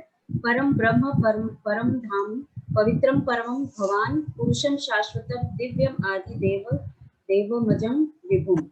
ये सारा प्रिंसिपल बता रहे हैं अर्जुन कि भगवान पुरुषोत्तम, परम पुरुषोत्तम भगवान परम ब्रह्म है, उनकी सारी क्वालिटीज बताई है। सेकंड पैराग्राफ में वो मानते हैं कि भगवान कृष्ण ही भगवान है, और इसको उन्होंने एनालॉजी से बताया है कि नारद, असीत, देवल, व्यासदेव, ये सारे महापुरुष और आचार्यों ने इनको स्वीकार किया है कि वो भगवान है। तो इसमें एप्लीकेशन है कि हमें भी बिना किसी तर्क के ये मानना चाहिए कि कृष्ण ही भगवान है, अपना कोई लॉजिक नहीं लगाना चाहिए। कि ये जो जैसे आचार्यों ने, जैसे गुरु परंपरा में चलता आ रहा है कि उन्होंने बोला है कि ये भगवान है, तो हमें भी उनको भगवान मानना चाहिए। इसी में नेक्स्ट प्रिंसिपल है सर्वमेत धृतम मन्ये, कि आप जो कुछ कहते हैं उसे मैं सत्य मानता हूँ। और एक और प्रिंसिपल है कि मानव भक्त बने बिना भगवान श्री कृष्ण को कैसे समझ सकता है। कि इसमें एनालॉजी नहीं है, बस इसमें एप्लीकेशन में ये करूंगी कि भगवत गीता को समझने के लिए भक्त बनना पड़ेगा, तभी हम भगवत गीता को समझ पाएंगे। नेक्स्ट पैराग्राफ में है भगवत गीता को भक्ति भाव से ग्रहण करना चाहिए। तो ये प्रिंसिपल भी है और एप्लीकेशन भी है कि ये इसमें कि भगवत गीता को भक्ति भाव से ग्रहण करना चाहिए, तो मैं इसको भक्ति भाव से ही ग्रहण करूंगी, तभी इसको समझ पाऊंगी। और इसमें एक और है कि किसी को ये नहीं समझना चाहिए कि कृष्ण के तुल्य कि वह कृष्ण के तुल्य है, ना ही ये सोचना चाहिए कि कृष्ण सामान्य पुरुष है, एक महानतम व्यक्ति है। तो इसमें एप्लीकेशन ये है कि जैसे हमें भी कृष्ण, जैसे औरों ने माना है कि भगवान कृष्ण है, तो हमें कृष्ण को किसी के तुल्य नहीं कंपेयर नहीं करना चाहिए कि वो व्यक्ति है या किसके हैं, वो अतुल्य है, वो भगवान है साक्षात। नेक्स्ट प्रिंसिपल है भगवान श्री कृष्ण साक्षात पुरुषोत्तम भगवान हैं, ये एक प्रिंसिपल है। इसमें एक और है कि श्री कृष्ण भगवान है और उसी विनीत भाव से हम भगवत गीता को, हमें भगवत गीता को विनीत भाव से, विनम्र भाव से ग्रहण करना चाहिए। और इसमें एप्लीकेशन यही है कि इसमें हम, ये एक महान रहस्य, ये प्रिंसिपल है, एप्लीकेशन ये है कि हमें भगवत गीता को विनम्र भाव से समझना चाहिए। नेक्स्ट पैराग्राफ में है कि भगवत गीता का प्रयोजन मनुष्य को भौतिक संसार के अज्ञान से उबारना है, ये प्रिंसिपल है। और इसका एनालॉजी से समझाया है कि जैसे प्रत्येक व्यक्ति अनेक प्रकार की कठिनाइयों में फंसा रहता है, जैसे कि अर्जुन कुरुक्षेत्र में युद्ध करने के दौरान कठिनाइयों में फंसा हुआ था, लेकिन उसने क्या किया, उसने भगवान की शरण ग्रहण की और उसने तभी भगवत गीता का प्रवचन हुआ। तो इसमें एप्लीकेशन, एनालॉजी तो ये हो गया कि इसी तरह हम भी कठिनाइयों में फंसे हुए हैं जैसे अर्जुन फंसा हुआ था। और एप्लीकेशन ये होगा कि जैसे अर्जुन ने भगवान की शरण ग्रहण की, तो हमें भी भगवान की शरण ग्रहण करनी चाहिए। मैं भगवान की शरण ग्रहण करूंगी तभी जाके मैं इस कठिनाई से, ये जो भौतिक संसार है, इस कठिनाई से मैं निकल पाऊंगी। नेक्स्ट प्रिंसिपल है अस्तित्व ही, हमारा अस्तित्व ही अनस्तित्व के परिवेश में है। हमारा अस्तित्व सनातन है और हम किसी न किसी तरह से असत में डाल दिए गए हैं, जिसका कोई अस्तित्व नहीं है। मीन्स यहाँ पे ये प्रिंसिपल है और इसमें एप्लीकेशन ये आएगा कि हमने क्या समझ लिया कि हम शरीर हैं जबकि हम आत्मा है और आत्मा इटर्नल है। हमारा अस्तित्व उस तरह से सनातन है, वो शाश्वत है, आत्मा कभी खत्म नहीं होती, हम भगवान के ही अंश हैं। तो ये, लेकिन इसमें एप्लीकेशन ये आएगा कि मुझे अपने आप को शरीर नहीं समझना, आत्मा समझना है, और तभी हमारा अस्तित्व को हम समझ पाएंगे। लेकिन हम आसपास सारे अनस्तित्व चीजें हैं कि हम ये सोचते हैं कि हम शरीर हैं, जो कुछ हम कर रहे हैं। तो ये इस वजह से ये एप्लीकेशन यही है कि इसमें कि हमें अपने आप को शरीर नहीं आत्मा समझनी चाहिए, जो कि सनातन है हमारा अस्तित्व। हरे कृष्ण। तो ये आपका पैराग्राफ पेज नंबर 6 तक था ना? हाँ जी प्रभु जी, यहीं तक था। असत का तो सही, ठीक है। तो यहाँ पर अर्जुन जो है ये बात क्यों बोल रहे हैं, जैसे वहां पर प्रभुपाद जी बोल रहे हैं कि कोई बोल सकता है कि अर्जुन ही भगवान को खुद ही चाटुकारिता कर रहे हैं, चापलूसी करके वो साबित करना चाहते हैं। अपने मित्र थे, कभी कभी अपने मित्रों से हम बुलवा देते हैं कि वहां पर ताली बजा देना, तारीफ कर देना हमारा, कहीं ऐसा तो नहीं है? बोले नहीं, इसलिए वहां पर उन्होंने मेंशन किया असितो देवलो व्यास। तो ये सब लोगों ने कहा है कि भगवान महापुरुष भगवान है, तो ये महापुरुषों ने कहा। तो सर्वमेतम धृतम मन्ये, आप जो कुछ कहते हैं उसे मैं सत्य मानता हूं, क्योंकि इन लोगों ने भी माना है। मेरा रियलाइजेशन, जैसे आपका कोई रियलाइजेशन हो भक्ति से संबंधित, तो उसकी प्रमाणिकता प्रभुपाद जी के तात्पर्यों से भी करना पड़ेगा। ऐसा न हो कि हमको विम्सिकल हमारे मन का कोई उपज हो। ये एक शिक्षा है हमारे लिए कि अर्जुन बता रहे हैं कि अर्जुन के मन में जो भगवान को भगवान मानने की जो इच्छा प्रकट हुई थी, वो भी उन्होंने पूर्ववर्ती आचार्यों से पुष्टि की, उसको बता के हमको पुष्टि की। यही मूड हमारा होना चाहिए कि कल को हमारे मन में भी कोई विचार आए, कोई चीजें नया रियलाइजेशन आए, तो देखना चाहिए हमारे पूर्ववर्ती आचार्य इस विषय में क्या कहते हैं। अगर उससे मैच हो रहा है तो फिर आपके विचार से है। कई बार ग्रंथ लिखते हैं लोग, अब वो ग्रंथ जो है आचार्यों के मूड पर नहीं है, उसका क्या यूज है? वो ग्रंथ ही नहीं है जो।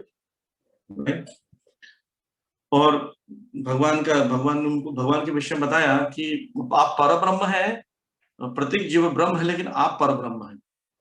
और कैसे है, आपका धाम कैसा है? पवित्रम परम भगवान, ठीक है। वो भगवान के अजन्मा विभुम ये शब्द प्रयोग कर भगवान की स्थिति को बताया। और बताया कि सब महान ऋषि देवर्षि नारद असित देवल आदि ने प्रूव किया है ना, सब कुछ आपको सब भगवान मानते हैं। तो यही भाव होना चाहिए जो भगवत गीता में भक्ति भाव होना चाहिए। भक्तिया मां अभिजानाति। तो यहाँ पे एक चीज मेंशन कर रहे हैं, अर्जुन की कथानुसार हमें सिद्धांत तुमसे कम से कम इतना तो स्वीकार कर लेना चाहिए कि भगवान कृष्ण है। श्री भगवान वही भगवान है, ये बात मूड में अगर आ जाएगी तो कहानी शुरू हो जाएगी। भगवत गीता को 99% वो लोग नहीं समझ पाते हैं जो भगवान कृष्ण को भगवान नहीं मानते। वो सोचते हैं कि महापुरुष ने बोला है, किसी ने कहा है। इसलिए प्रभुपाद जी ने हमें ये ज्ञान जो दिया है वो शुरू से बात दिमाग में डाल रखी है। या आप देखो डिवाइस के सेशंस में, पहले सेशन में हम प्रूव कर देते हैं Krishna is supreme personality of God. उसके बाद जब इन सबको पढ़ते हैं तो हमारा बुद्धि सही रहती है। तो ये बहुत आवश्यक है, यहाँ प्रभुपाद जी हमको इस मूड को एस्टैब्लिश कर रहे हैं। और दूसरी बात है कि जब तक ऐसी स्थिति में नहीं आएंगे हम लोग, मतलब कि दयनीय स्थिति या ऐसी स्थिति हमको हेल्प चाहिए, तब तक हम समझ नहीं पाते हैं। तो शायद अर्जुन को इसलिए भगवान ऐसी स्थिति में डाले, है ना, कि उनको ज्ञान की आवश्यकता थी। लेकिन अगर हम ऐसी स्थिति में आए तो शायद निकल नहीं पाएंगे। नहीं, अगर अर्जुन जैसे स्थिति होगी तो हम इतने स्ट्रांग नहीं है, ना हमारे पास कृष्ण है जिससे हम ज्ञान ले पाएंगे। लेकिन फिर भी हम सौभाग्यशाली हैं, हमारी गुरु परंपरा है, प्रोग्राम्स हैं, इतना शेल्टर है, आप लोगों के पास अपने अपने आश्रय ग्रुप्स भी हैं, तो आपको पूरी फैसिलिटी है कि कंफ्यूजन आए भी तो इन सब लोगों से गाइडेंस ले सकते हैं। Okay, next.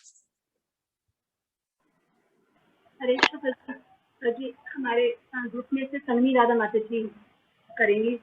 ओके।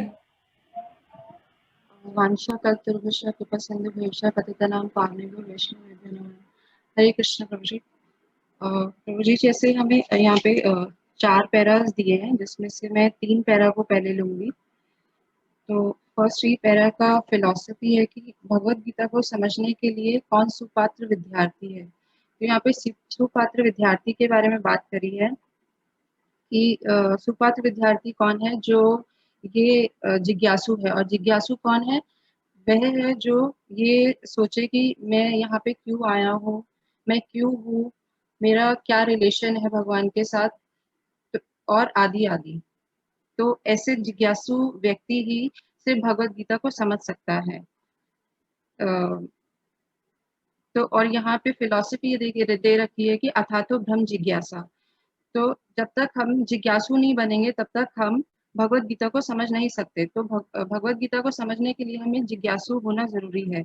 एनालॉजी यहाँ पर है, यहाँ अर्जुन का उदाहरण दिया गया है क्योंकि अर्जुन भगवान श्री कृष्ण के नित्य पार्षद है, जो उस कारण से वे सभी प्रकार के अज्ञान से मुक्त थे। परंतु भगवान हम जैसे बद्ध जीवों पर कृपालु हैं, इसलिए हमें भगवत गीता का ज्ञान देने के लिए अर्जुन को निमित्त बनाया। जैसे कुरुक्षेत्र के युद्ध भूमि में अर्जुन जब कष्ट के जाल में फंसे थे, तब उन्होंने श्री कृष्ण की कई जिज्ञासाएं की। ठीक वैसे ही हम भी अज्ञान रूपी बाघिन के द्वारा निगल लिए जाते हैं। तो हमें भी अर्जुन के द्वारा की गई जिज्ञासाओं से सीखना चाहिए कि भगवत गीता के सुपात्र विद्यार्थी कैसे बने। एप्लीकेशन है, मैं इस फिलॉसफी से अपने जीवन में ये फॉलो करूंगी कि मैं अर्जुन का अनुकरण ना करके बल्कि उनका अनुसरण करूंगी, जिससे मैं भी भगवत गीता को यथारूप समझ सकूं और अपने जीवन में अमल कर पाऊं। Next, 4th and the last paragraph में सिर्फ फिलॉसफी है। भगवत गीता में 5 मूल सत्यों का ज्ञान मिलता है: ईश्वर, जीव, प्रकृति, काल, कर्म। ईश्वर यहाँ पे बताया गया ईश्वर नियंता है और जीव नियंत्रित है। तो ईश्वर, जीव, प्रकृति और काल शाश्वत है और कर्म अशाश्वत है। ये फिलॉसफी है और इसका एप्लीकेशन ये है कि मैं भी अपने कर्मों को, जब मुझे पता चला कि मैं कर्म चेंज हो सकते हैं, तो मैं अपने कर्मों को कृष्णा भावना भावित कर्म में लगाकर इनको ठीक करूंगी, प्रयास करूंगी।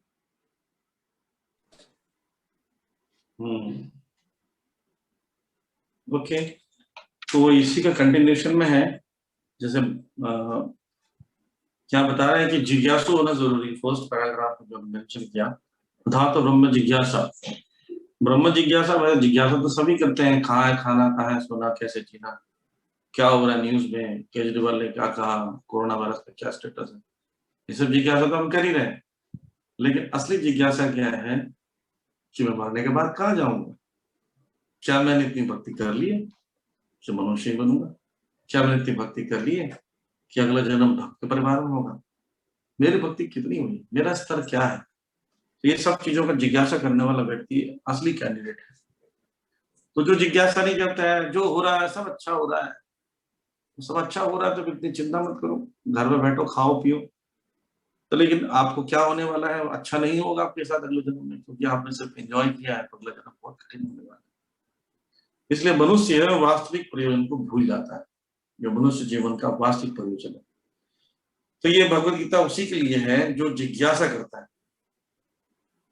और जिज्ञासु की संख्या कितनी है? दिल्ली में देखिए कितनी जनसंख्या है, उसमें से कुछ लोग आप लोग चाहते हैं ये सब चीजों को समझना, कुछ ही लोग भक्त होते हैं जो जिज्ञासा करते हैं। तो इसलिए जो जिज्ञासु है वही इस ज्ञान को ग्रहण कर सकता है। और जिज्ञासा ऐसी नहीं, जिज्ञासा की कई बार जिज्ञासा ऐसी होती है कि ना एक दो क्वेश्चन पूछे, शांत हो गए, बोले चलो ठीक है। जिज्ञासा प्यास भूलनी नहीं चाहिए ज्ञान की, ये सब चीजें प्राप्त करने की इच्छा प्रबल होनी चाहिए। जैसे अर्जुन को देखेंगे आप, कितने प्रश्न पूछते गए, है ना। जैसे परीक्षित महाराज, जहां पर भगवान की विषय में चर्चा होती प्रश्न पूछ लेते। तो जिज्ञासा ऐसी होनी चाहिए, है ना। और प्रश्न पूछना ये भी साबित करता है कि आप समझते हैं चीजों को, ये भी साबित करता है कि आप समझना चाहते हैं। तो इसी प्रकार से आगे कृष्ण के पार्षद तो है, जब कुरुक्षेत्र में अज्ञानता में भगवान ने उनको डाल दिया, ताकि हम लोग के लिए प्रार्थना प्रयास करें, हमारे बिहाफ में क्वेश्चन पूछे। आगे बताएंगे कि वो एक बछड़े के समान है, अर्जुन गीता गाय है, और उसका ये ज्ञान जो है, अगर मान लीजिए उपनिषद जितने शास्त्र हैं वो वेद मान लीजिए गाय है, तो अब गीता उसका अमृत है। अर्जुन के माध्यम से ये हमको दिया जा रहा है। कृष्ण ग्वाले के समान है, दुग्ध निकाल रहे हैं। तो इसलिए आने वाली पीढ़ियों के लिए अगर सोचिए, अर्जुन को इस जिज्ञासा नहीं करते और बिना बात किए घोड़े से उतर जाते, जंगल की तरफ चले जाते, तो युद्ध नहीं होता, ना अर्जुन का नाम होता, ना यहाँ पर इतनी सारी हम डिस्कशन करते। तो हम सब लोग लिए उन्होंने ऐसा कार्य किया। और तो मानव जीवन के उद्देश्य को पूर्ण कर सकने के लिए जो ये शिक्षाएं मिली गई है, उसका आधार क्या है? तो अगले पैराग्राफ में बता रहे हैं, इसके 5 मूल सिद्धांत हैं। क्या 4 क्या है उसमें से शाश्वत है और एक कर्म में अशाश्वत है। आत्मा, परमात्मा, प्रकृति, समय, और अंतिम में क्या है? कर्म, जो हमें करना है। प्रकृति और काल मिक्सर बनाकर कर्म का निर्माण करते हैं जीव की इच्छा के अनुसार। आगे पढ़ेंगे इसके विषय में 13वें अध्याय में। तो यह माता जी ने मेंशन किया, और हमें सब देखना चाहिए कि कर्म किस किस चीज से बना हुआ है। ये आगे प्रभुपाद जी बता रहे हैं, भगवद गीता से हमें ये सीखना चाहिए कि ईश्वर क्या है, जीव क्या है, प्रकृति क्या है, दृश्य जगत क्या है, और काल द्वारा कैसे नियंत्रित करते हैं जीवों के कार्यकलाप क्या है। तो इसी जैसे एक नॉवेल होता है ना, या मूवी होती है, उसमें पूरा स्टोरी चलता है, उसमें कैरेक्टर्स होते हैं, हीरो हीरोइन, उसमें विलेन होता है, विलेन उठा लेता है हीरोइन को, हीरो मारने जाता है, उसको बचा के लेकर आता है। तो ऐसा पूरा स्टोरी चलता है। तो 4-5 कैरेक्टर मूल कैरेक्टर होते हैं, बाकी साइड्स हीरो होते हैं। वैसे ही ये पूरी स्टोरी जो है भगवद गीता जो मेंशन की है, 5 से कैरेक्टर्स है, इसे पूरा इसी को बेस बनाकर चर्चा किया गया। Okay, next. हमारे ग्रुप में से राधा माता जी और कौन?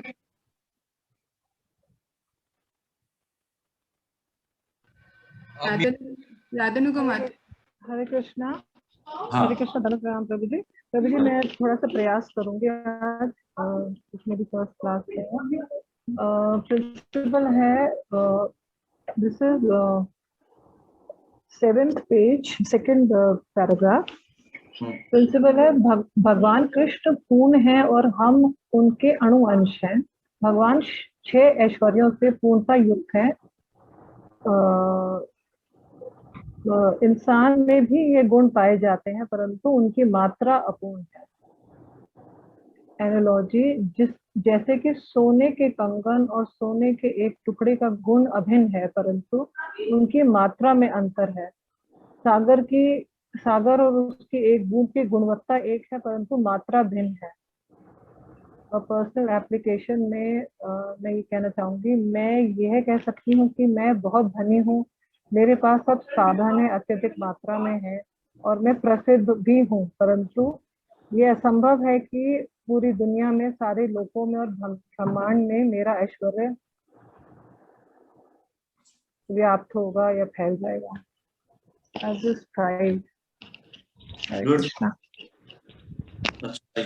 और भी कोई चीजें इस पर उनके साथ और भी हरे कृष्ण प्रभु जी। ये मेरा है प्रिंसिपल है, भौतिक प्रकृति स्वतंत्र नहीं है, वह परमेश्वर की अध्यक्षता में कार्य करता है। इसका एनालॉजी है, एक बालक सोचता है कि वह स्वचालित यान विचित्र होता है क्योंकि अब बिना घोड़े के या खींचने वाले पशु से चलता है, किंतु अभिज्ञ व्यक्ति स्वचालित यान की अभियांत्रिक व्यवस्था से परिचित होता है और वह सदैव जानता है कि इस यंत्र के पीछे एक व्यक्ति है, एक चालक होता है। इसी प्रकार परमेश्वर वह चालक है जिससे निर्देशन में सब कुछ चल रहा है।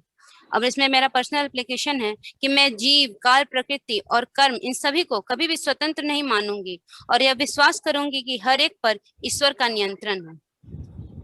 गुड। हरे कृष्णा प्रभु जी। प्रिंसिपल नेक्स्ट प्रिंसिपल है इस पैराग्राफ में, प्रकृति चाहे परा हो या अपरा सदैव नियंत्रण में रहती है। इसका एनालॉजी है, प्रकृति स्त्री स्वरूपा है और वह भगवान द्वारा उसी प्रकार नियंत्रित होती है जिस प्रकार पत्नी अपने पति द्वारा। प्रकृति सदैव अधीन रहती है, उस पर भगवान का प्रभुत्व रहता है क्योंकि भगवान ही नियंत्रक है। एंड पर्सनल एप्लीकेशन में, भगवान ने मुझे इच्छा करने की स्वतंत्रता दी है, परंतु मैं सभी कार्य पूर्ण स्वतंत्रता से करने में सक्षम नहीं हूँ।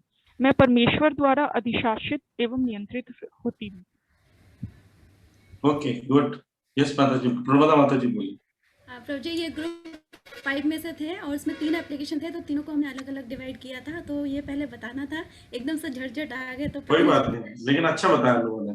Thank you so much. Very good, बहुत अच्छा बताया। और देखिए, मैं एक चीज आपको बताना चाहूंगा, आप ये ध्यान भी रखिएगा।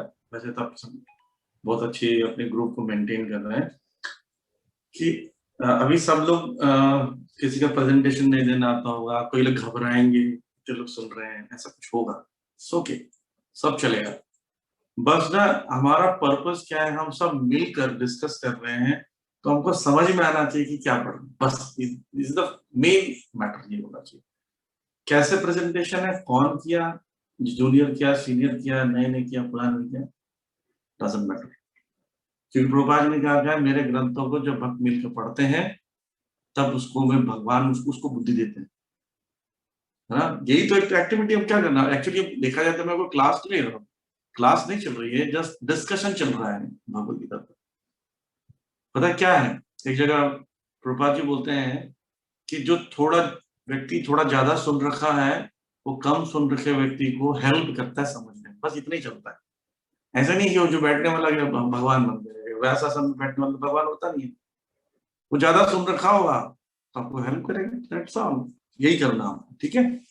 तो ये अच्छा है, ये भी तरीका अच्छा जो प्रमोदा माता जी ने और किशोर चित्रा माता जी ने प्लान किया था कि अगर हम ऐसे पैराग्राफ भी अपने ग्रुप में बांट दें, वो भी एक अच्छा तरीका, उनको थोड़ा रिस्पॉन्सिबिलिटी आ जाती है कि मुझे इतना तैयारी करना है।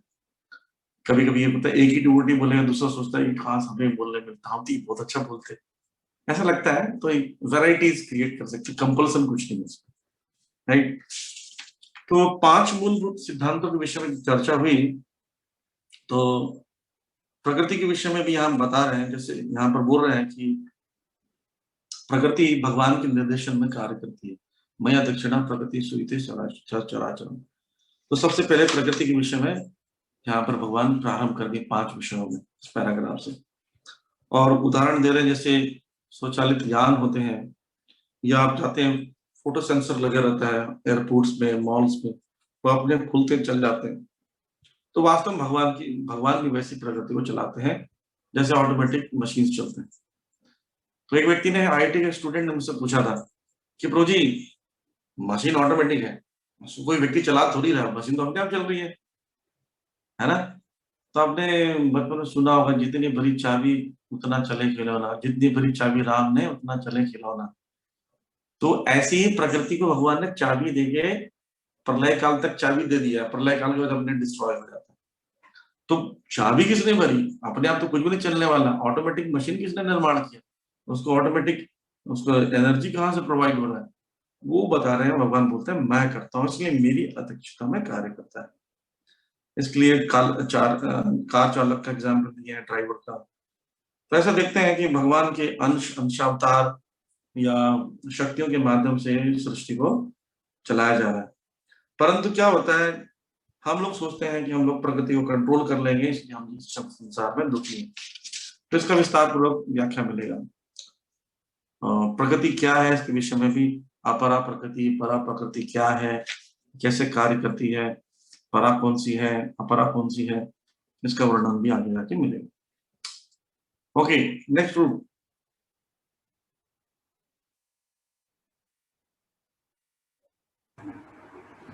सोमंदर धर प्रभु जी बोलेंगे हमारे ग्रुप 6 से।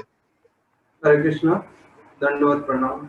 नमो ओम विष्णुपादाय कृष्णपृष्ठाय भूतले श्रीमते भक्ति वेदांत स्वामी नितिन नामिने नमस्ते सरस्वती देवे गौरवाणी प्रचारिणे निर्विशेष शून्यवादी पाश्चात्योदेशतारिणे। हरे कृष्णा। मेरा पेज नंबर 8 का 2 पैरा है, भौतिक प्रकृति की 3 गुण। मैं फर्स्ट पैरा पहले बताता हूँ। भौतिक प्रकृति 3 गुणों से सतोगुण, रजोगुण, तमोगुण गुण द्वारा बनाई गई है। तीनों गुणों से ऊपर काल है और काल तथा तीनों गुणों से कर्म होते हैं। इसकी एनालॉजी ये है, एक व्यापारी अपने बुद्धि से बहुत मेहनत करता है और अपना बहुत प्रॉफिट कमाता है, और दूसरी ओर वही व्यक्ति अपने बुद्धि से बहुत मेहनत करता है परंतु उसे नुकसान का सामना करना पड़ता है। ऐसे उसी प्रकार जीवन के प्रत्येक क्षेत्र में हमें सुख तथा दुख दोनों की सामना, कर्मों के आधार पर दोनों की सामना करना पड़ता है तथा काल के मिश्रण में हमें आधार पर फल भोग करना पड़ता है। इसका एप्लीकेशन ऐसे है, हमें इससे ये समझना चाहिए, हम जो कार्य करते हैं वो गुणों के संपर्क में करते हैं, परंतु इसका फल हमारे हाथों में नहीं है, भगवान के हाथों में है। परंतु कर्मफल से हमें कभी भी भयभीत नहीं होना चाहिए। हमें हमेशा सुख तथा दुख में कर्म की प्रयास करना चाहिए, चाहे हमें सुख मिले या दुख मिले, हमें कृष्ण भावना भावित होके कर्म करना चाहिए। सुख या दुख से हमें कभी भी सुखी या दुखी नहीं होना चाहिए। पार्ट 2 है प्रभु जी, इसमें ईश्वर, जीव, प्रकृति, काल तथा कर्म। तो इसकी फिलोसफी है, भगवत गीता में प्रमुख चीजों पर चर्चा की हुई है। इसमें ईश्वर, प्रकृति, जीव, काल तथा कर्म। लेकिन इन 5 चीजों में से ईश्वर, प्रकृति, जीव तथा काल शाश्वत है, परंतु कर्म बदलता रहता है। प्रकृति अस्थायी है लेकिन मिथ्या नहीं है। इसका एनालॉजी ऐसा है, बादल हमेशा रहते हैं परंतु जब वर्षा ऋतु आती है तभी वो बरसते हैं, अन्यथा नहीं। इसी प्रकार प्रकृति भी है और परिवर्तनशील है, अर्थात बदलती रहती है। इसकी एप्लीकेशन ये है कि हम सभी चीज भगवान की शक्ति है, चाहे वो प्रकृति हो या जीव। और शक्ति तभी प्रसन्न रह सकती है जब वो शक्तिमान से जुड़े हुए हैं, अर्थात परम भगवान से हम जब तक जुड़े रहेंगे और हम प्रयास करते रहेंगे, या हम हमेशा प्रयास करते रहेंगे। Hare Krishna. Good, very good. चलिए, बहुत अच्छा मेंशन किया है। इस पे कोई और मेंशन करना चाहता है पूर्व से?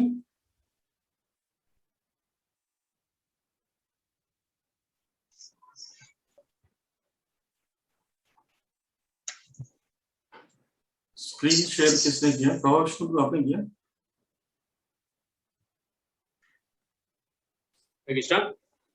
स्क्रीन शेयर किसने किया? मैंने किया प्रभु जी। कुछ प्रेजेंटेशन देंगे?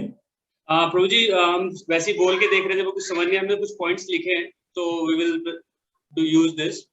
तो हमारे ग्रुप में से दो पैराग्राफ है, तो 2 devotees will be there, Prakash Sarasar Prabhu and Indra Kumar Prabhu एक एक पैराग्राफ को बताएंगे। तो we can we start now?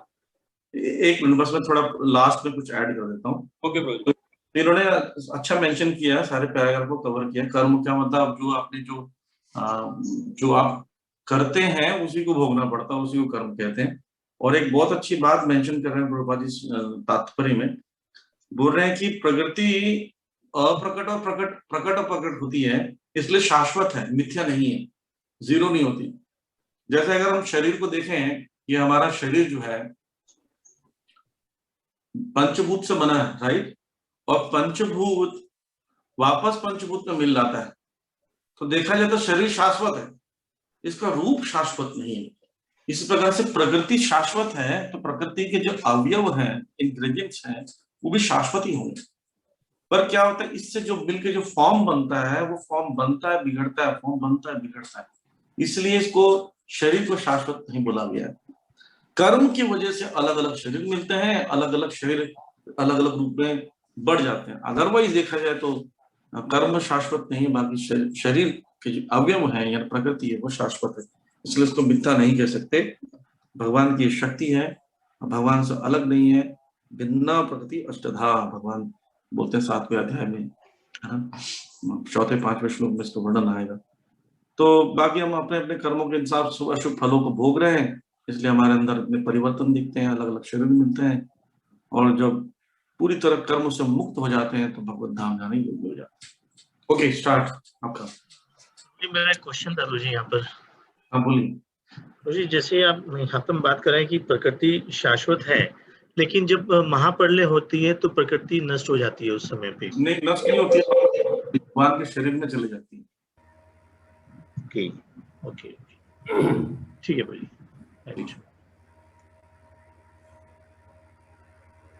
हरे कृष्ण प्रभु जी। हाँ जी, प्रकाश को बोलो।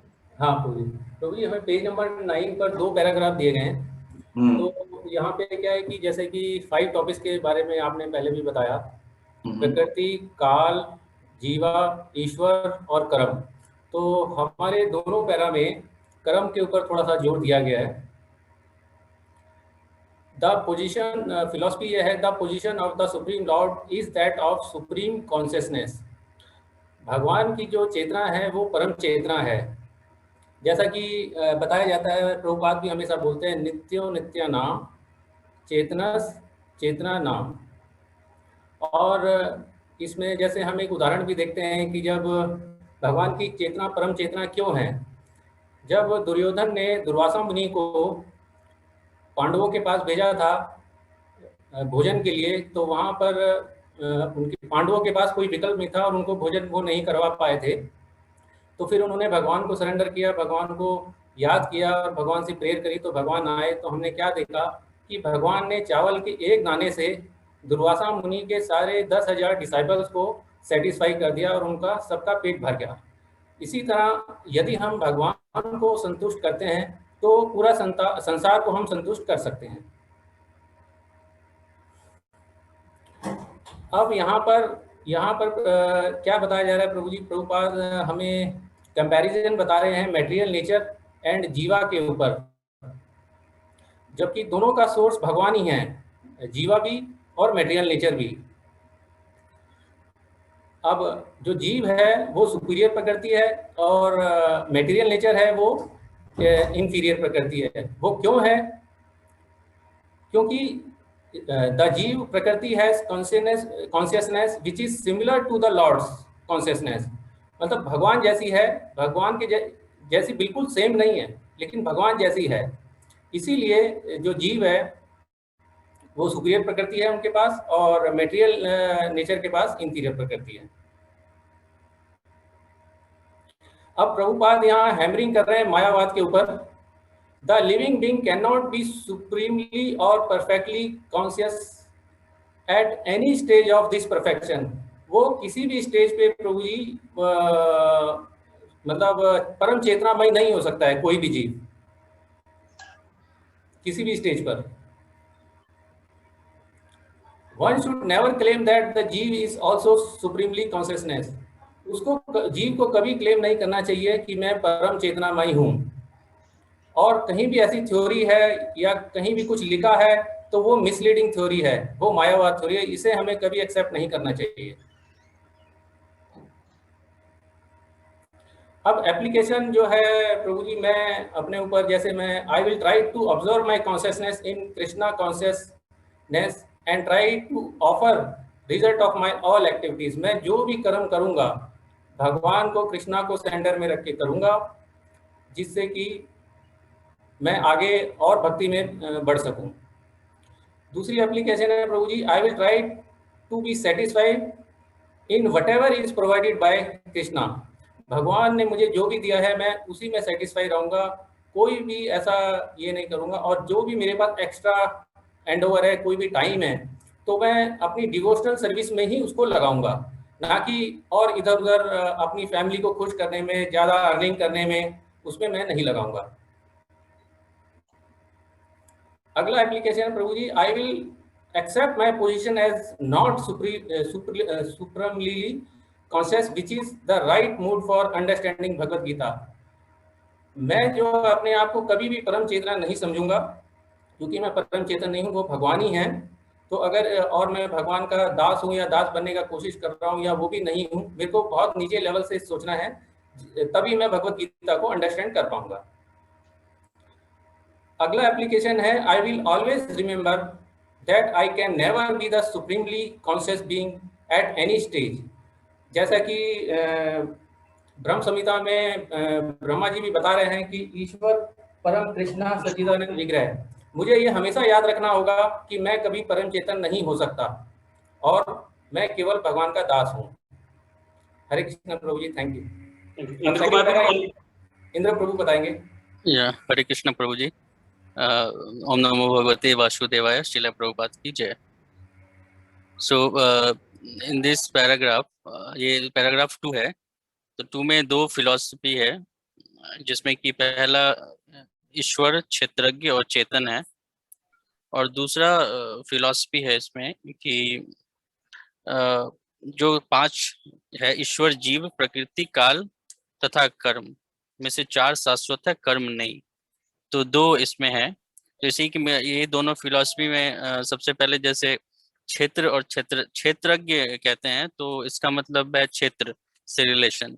सो क्षेत्र मतलब कर्म भूमि, हमारा जो शरीर है वो क्षेत्र है, और इस कर्म उस क्षेत्र को जानने वाला क्षेत्रज्ञ, और वो भगवान है। तो इसमें कहा गया जैसे क्षेत्रज्ञ सिर्फ भगवान है जो कि समस्त ब्रह्मांड के ज्ञाता हैं, वो क्षेत्रज्ञ हैं, और हम माइनर क्षेत्रज्ञ हैं जो कि हम सिर्फ अपने बॉडी को, हम क्या हैं वो जानते हैं कि हम एक आदमी हैं, मैं एक आदमी हूँ, मैं घोड़ा हूँ, मैं एक बकरी हूँ, या कोई कुछ भी हूँ, वो मैं एक शरीर को जानता हूँ, वो एक क्षेत्रज्ञ, अपने माइनर क्षेत्रज्ञ है।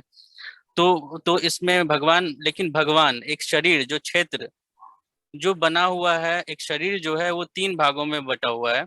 एक हमारा क्षेत्र है, एक आत्मा है और परमात्मा है।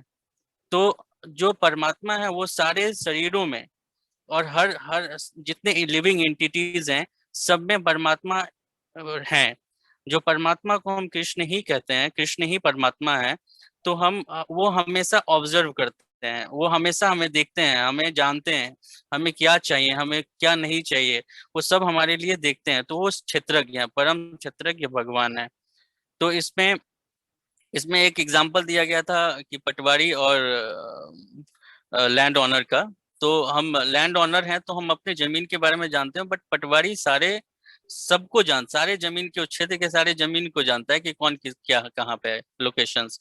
तो भगवान वही है। हम अगर आत्मा हैं तो हम एक बॉडी में डिसाइड करते हैं, बट परमात्मा हम हर जगह है। So next Prabhu ji. So there is no privacy, like अभी भगवान हर जगह सबके हृदय में है, तो सब कुछ watching, they are watching, भगवान is watching।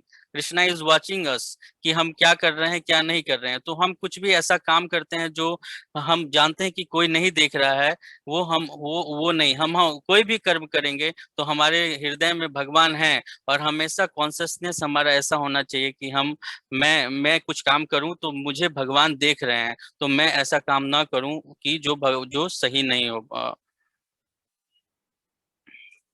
सो एनालॉजी में इसमें दिया गया प्रभु जी इसमें कि changing body as a cloth.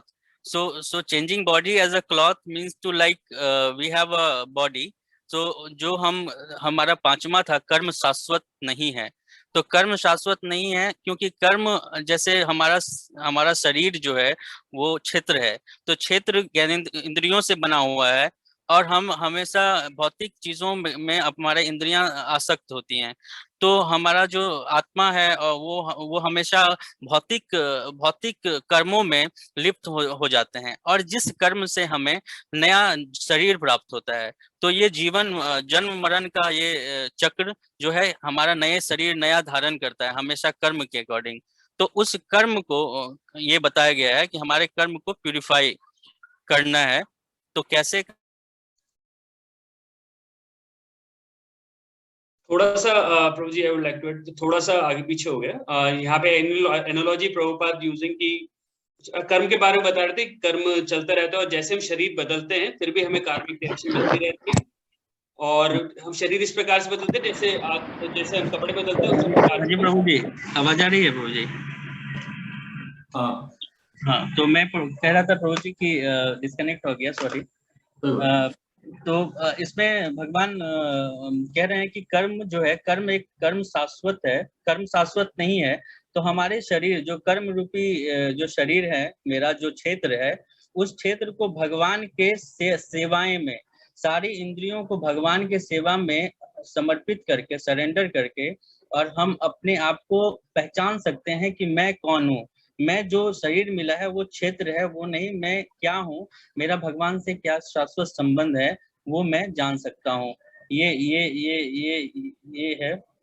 और एप्लीकेशन है प्रभु जी इसमें कि मैं हमेशा सदैव ये ध्यान रखूंगा कि मैं क्षेत्रज्ञ नहीं हूँ।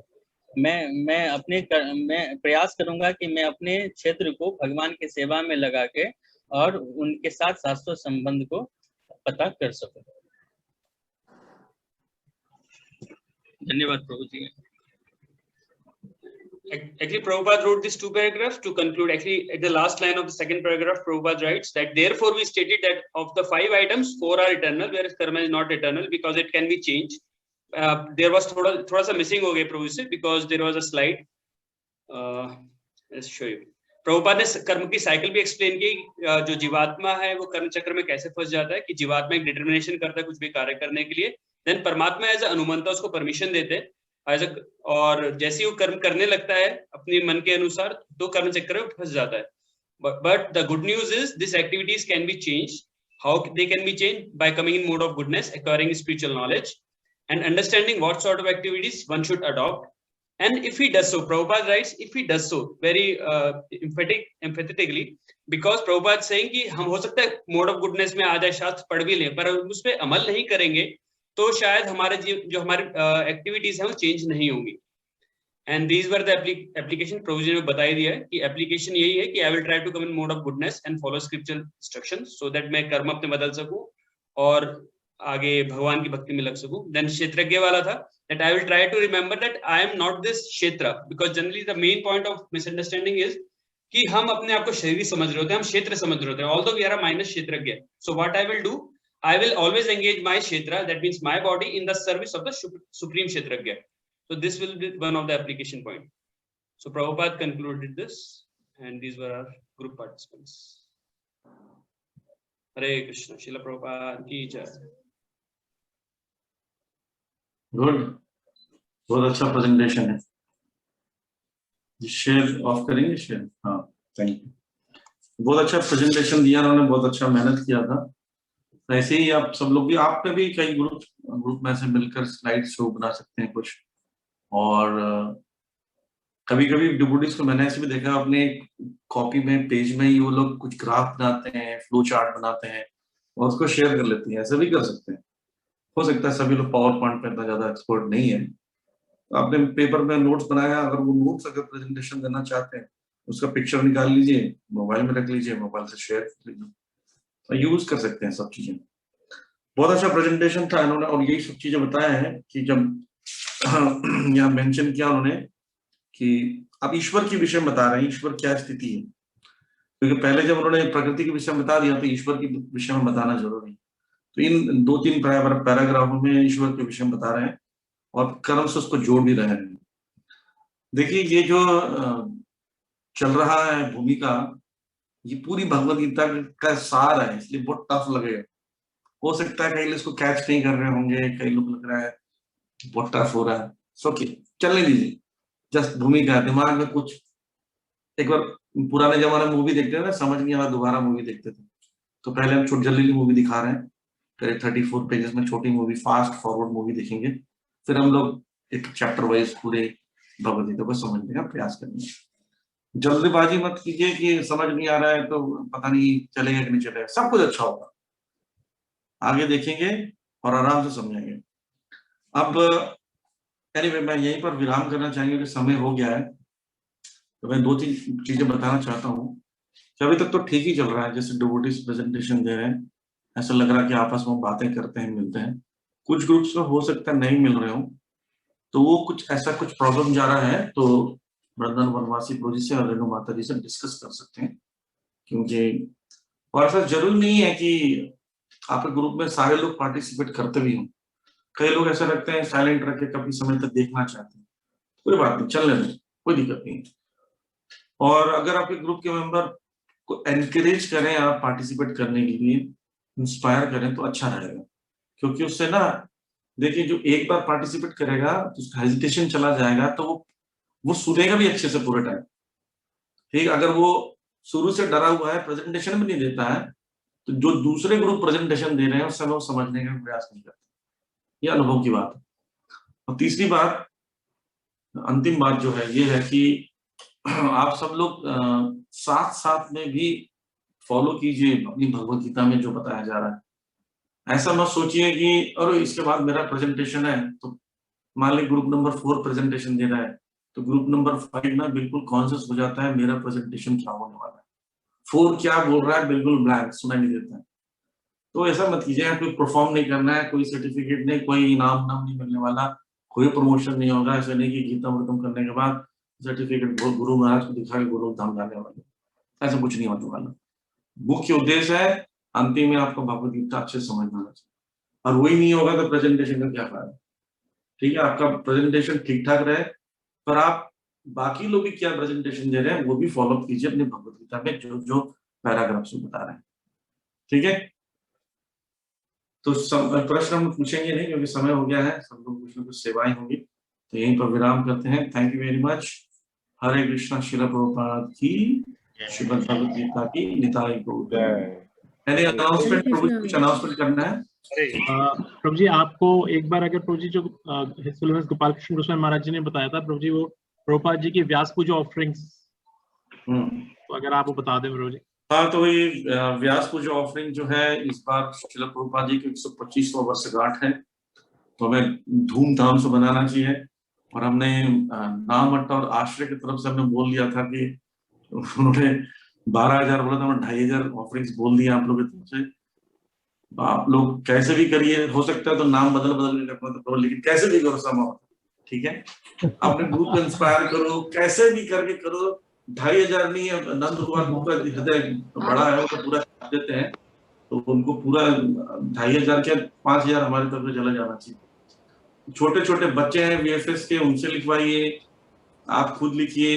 जो जो प्रभुपाद जी को आपके संपर्क में जानता है, एक बार के बारे में प्रभुपाद जी के विषय में सुना हो, थोड़ा बहुत भी जानता हूँ, एक माला भी करता हूँ, या सिर्फ आपके परिवार के सदस्य हो, प्रभुपाद जी को पढ़ा भी हो, सुना हो, वीडियो देखा हो, 2 लाइन भी लिखवाइए, पर ऑफरिंग दीजिए।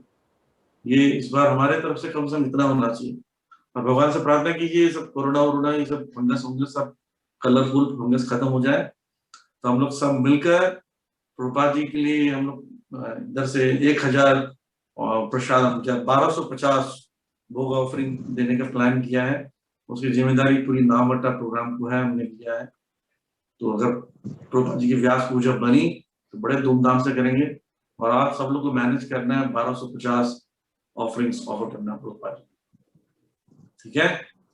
All the best. Husband wife अलग अलग लिख सकते हैं, not necessarily they right together, they can do separately and जैसे मतलब अलग अलग लिख सकते हैं, सो कैन बी जी, अलग अलग भी लिख सकते हैं। एंड जैसे अभी एक आश्रय लीडर ने मुझे कहा कि मैं अपनी आश्रय क्लास उस दिन शायद बंद करके, लेकिन मैं सबसे लिखवाऊंगा। सो कई बार जो लिखने में थोड़े लेजी होते हैं, they can also write and they can, all the leaders can also direct them कि आप प्लीज ये ऑफरिंग्स लिखिए। So please let's Prabhupada ji glorification के सब लोग लिखें, अपने आश्रय ग्रुप में भी लिखवाएं। कई लोग जो हेजिटेंट है उनको बिठा के लिखवाएं, चाहे जैसे प्रोजेक्ट कुछ भी लिखवा दें, लेकिन प्लीज ये जरूर करें। क्लास में मतलब नेक्स्ट क्लास तक सब लिख लीजिए, ऐसा टारगेट बन जी, बिना टारगेट के काम नहीं होता। हरे कृष्णा प्रभु जी। हरे कृष्णा प्रभु जी, जैसे मैंने ऑनलाइन बच्चों को भी भेजा है सबको, तो उनसे मैं ये वापस ले सकती हूँ, उनसे उनको बोलूं कि आपने भेजी कि नहीं, ये पूछने के लिए।